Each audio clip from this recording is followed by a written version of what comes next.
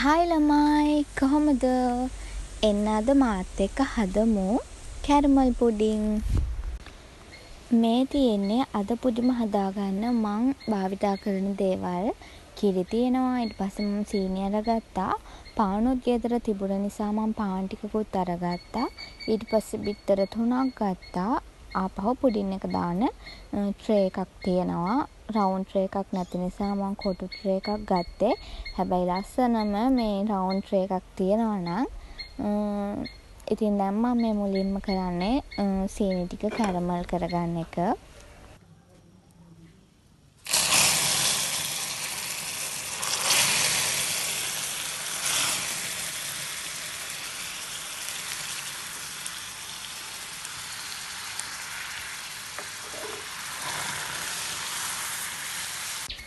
Caramel එක මම මේ විදියට මගේ ට්‍රේ එකට අතට ගත්තා. ඉතින් අද කැරමල් එක මේ ගානට ආවා. මං හදලම නෑ කැරමල් පුඩින්. කියන්නේ එහෙම පුඩින් හදලා නෑ. අර ෂණික පැකට් වල තියෙන පුඩින් ගෙනල්ලා එහෙම හදාගෙන කාලා තියෙනවා. ඉතින් මං ඊට පස්සේ ඒ අතරේ මේ වතුර එකකුත් රත් වෙන්න තිබ්බා. දැන් මේක මං අද හදන්නේ රයිස් කුකර් එකේ. හුමාලෙන් තම්බන්න ඕනිනේ ඒ නිසා. එන්න අපි දැන් හදමු පුඩින් මිශ්‍රණය. මුලින්ම මං බිත්තර ටික කඩලා දාගන්නවා බෙන්ඩර් කප් එකට.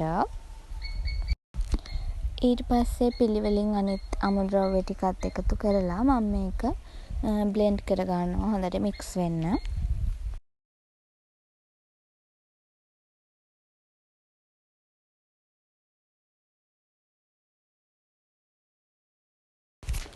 තමන්ගේ පැණි රස ලෙවල් එක අනුව සීනි ඇඩ් කරගන්න. මම නම් සීනි ටිකක් දාගත්තා.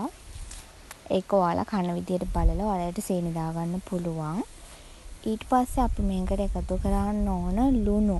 චුට්ටකුත් එකතු කරන්න.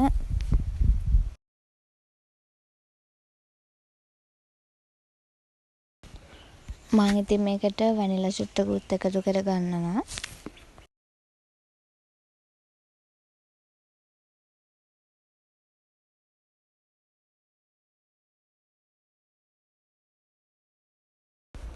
කැරමල් පුඩින් හදන්න හරිම ලේසියි. උනාට ඉතින් මම මේ හදන පළවෙනි පාර. දැන් මම මිශ්‍රණය හොඳට පෙරා ගන්නවා. මොකද පාන් දාපු හින්දා නැත්තම් කෑලි කෑලි හිටින නිසා. ඊට පස්සේ දැන් මම මේ මිශ්‍රණය දාගන්නවා අපේ අර කැරමල් ටික දාගත්ත වාජනේට. ඊට පස්සේ ඉතින් මේක මම නම් විනාඩි 30ක් විතර හුමාලෙන් තැම්බුවා.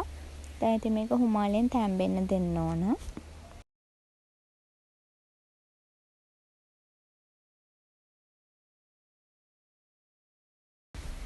දැන් මම මේ විනාඩි 30කට විතර පස්සේ චුට්ටක් මේ ඇනලා බලනවා මේ අපේ පුඩින් එක සෙට් වෙලාද කියලා. මේ අර කූරේ ගෑවෙන්නේ නැතු වෙනවා නම් අපේ පුඩින් එක ගානට සෙට් වෙලා තියෙන්නේ. ඊට පස්සේ දැන් මම මේක අරගෙන ෆ්‍රිජ් එකට දානවා තව ටිකක් හොඳට සෙට් වෙන්න.